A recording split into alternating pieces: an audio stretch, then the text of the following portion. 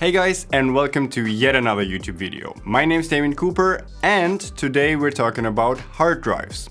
Backups to be precise. My goal was to build a large and reliable backup. In my case, this was 24 terabytes, and in this video I will show you how I did it, what parts did I use, and how much did I spend. More on that after the intro. We've got some fresh new young talent doing some things that I know you haven't heard before. 1, 2, 3, listen. So before we start talking about the how and what I actually did, let's talk about the why I did it. And in order for me to do this, we need to back up a little. Get it? Back up? Never mind. Up until last year, we had a crazy amount of different storage solutions.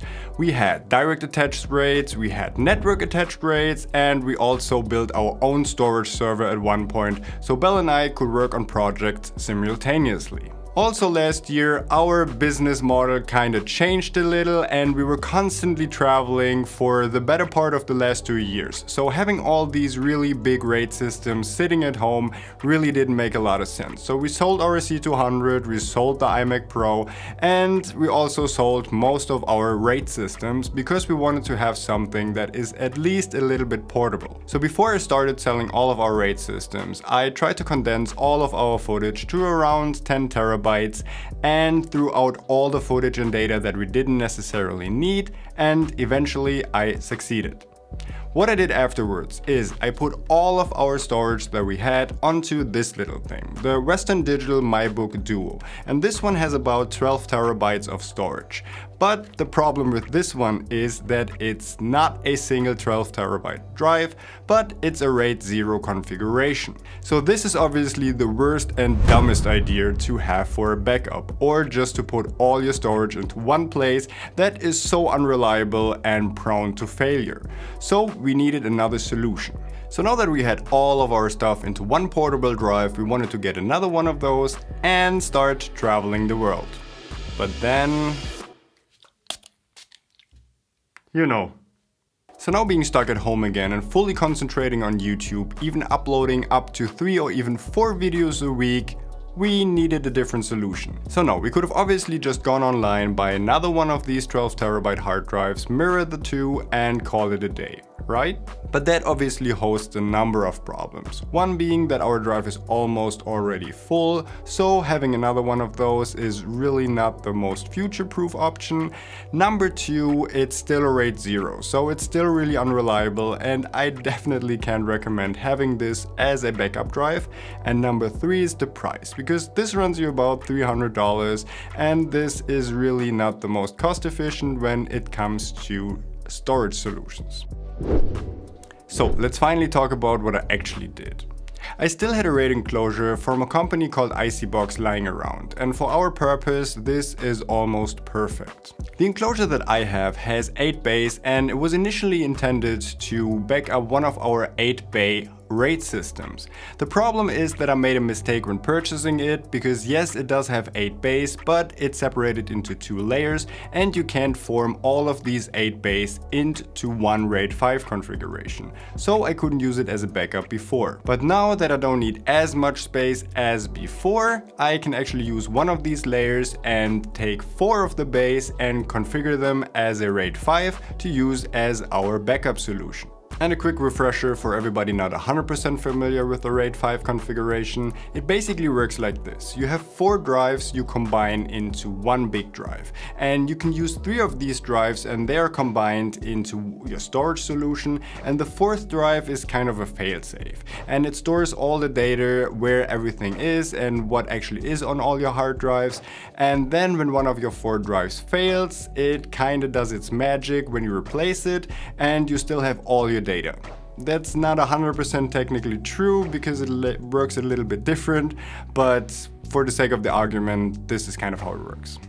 And 24 terabytes is pretty much all I need. It's twice the size of our already existing archive drive, and it's a little bit future-proof since we're not shooting 4K RAW anymore, and this, even with the amount of YouTube videos we're putting out right now, should last us a while. And here came my first surprise. So, since this is just a backup solution, I don't need any fancy drives. I don't need anything really fast, and I don't need anything that is usually supposed to go into an enterprise RAID system that runs 24 hours a day, because this drive will only be used to back up our archive drive whenever something changes on the archive drive. So I went online looking for cheap drives, and I was kind of surprised I couldn't find any.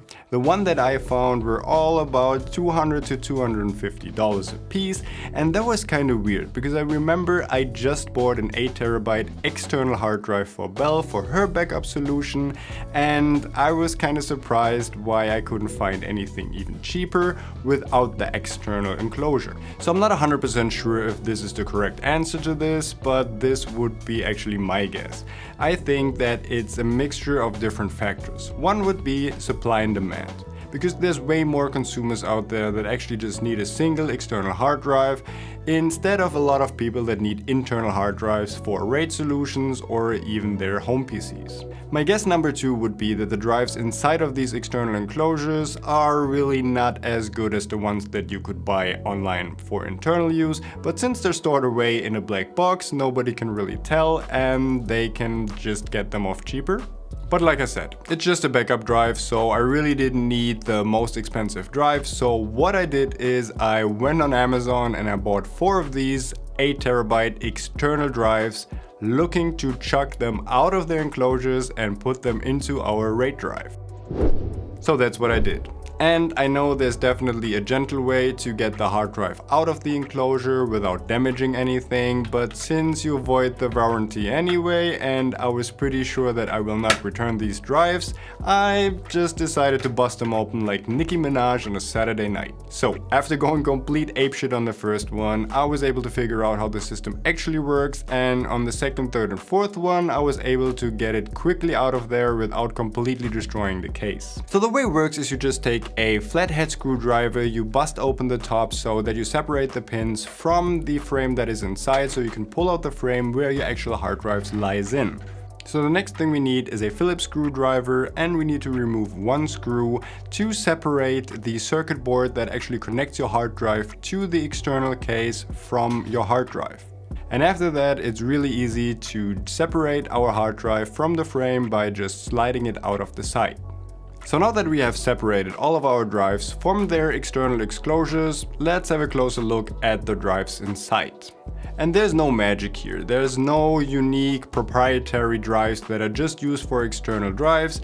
It even says for internal use on the drives.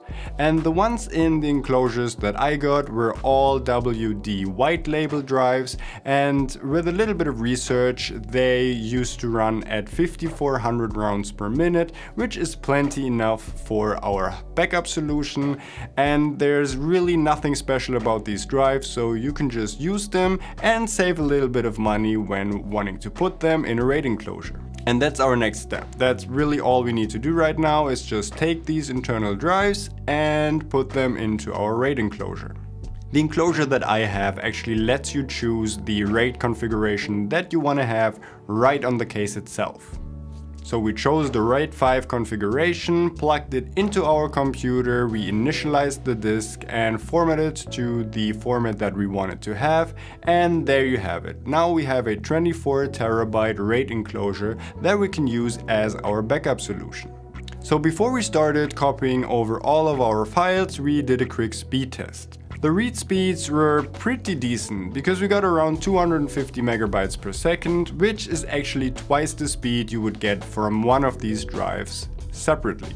But when looking at the write speed, we really got a disappointing number. It only went up to about 50 megabytes a second. And here's an explanation for this. Since Raid5 configurations are a really complex task, we need at least a little bit of computing power and a little bit of cache to actually make this work and get the speeds that we are looking for. But since we only have a really cheap enclosure, it's really not up to the task. So if you're looking for speed to actually work on that drive, then yes, this solution is definitely not for you. But since we are only using this for a backup, it really doesn't matter if it's only 50 megabytes per second, because it only does incremental backups once in a blue moon, and we usually let this run overnight, so I really couldn't care less. But let me put out a disclaimer here. A RAID 5 configuration on its own is not a backup. Yes, it's really unlikely that 2 of your 4 drives fail on you at the same time, but it could happen. But there's also other ways you could destroy your RAID system. You could physically damage it by just dropping it off the table or maybe spilling coffee over it.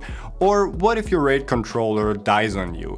Yes, since it's a RAID 5 configuration, you should theoretically put all your drives into an identical RAID controller, and it should figure out that there once was a RAID 5 and it should keep working after that, but this is something I wouldn't really want to rely on. So here's the ideal situation, and that is the one that we are looking for in the future. We would take our 24 terabyte RAID 5 for our archive drive, and then we would also have a separate identical 24 terabyte RAID 5 configuration and just mirror the one over the other. And if you really want to go overboard on safety, you put the second drive in a separate location. So even if you have water damage or your house burns down, you still have all your files. So just put it at your mama's, and then you have an excuse for her to visit once in a while, and she'll be happy too. So one thing we need to talk about is the price of all of this. Like I said, I think that 8 terabyte drives are the complete sweet spot, because I was looking around for bigger drives as well as cheaper drives, but like I said, I think 8 terabyte is the sweet spot here. So one of these external drives cost me around $150, so 4 of them were $600. The RAID enclosure that I am using is around $300, but since I don't really need all the 8 bays, I would definitely go for a cheaper one with only 4 bays, and that runs you about $150. So all in all, our RAID 5 configuration backup system cost us $750. And just as a comparison, the MyBook Duo is also available in 24 terabytes. So it hosts 2 12 terabyte drives in a RAID 0 configuration. But this one, depending on where you are, costs you around $700 to $900. So not only is our solution the same price or even cheaper, no, you also get a full RAID 5 configuration that is way more reliable than the RAID 0 configuration in the MyBook Duo. So in doing my research, this was the cheapest and most reliable option that I could find to use as a backup or an archive drive. And that's it. I linked all the stuff that we used for this video in the description below, so make sure to check this out. And if you like this video, hit the like button and subscribe for more. And I hope to see you on the next one.